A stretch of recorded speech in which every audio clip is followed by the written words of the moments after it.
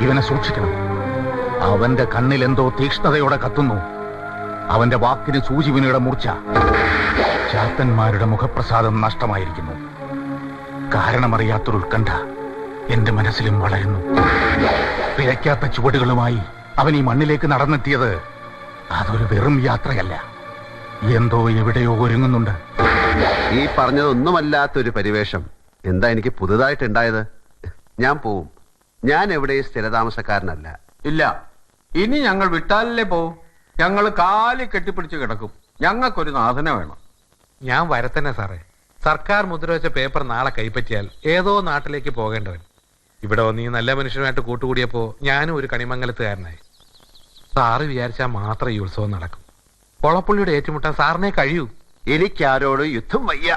ഇത് യുദ്ധമല്ല,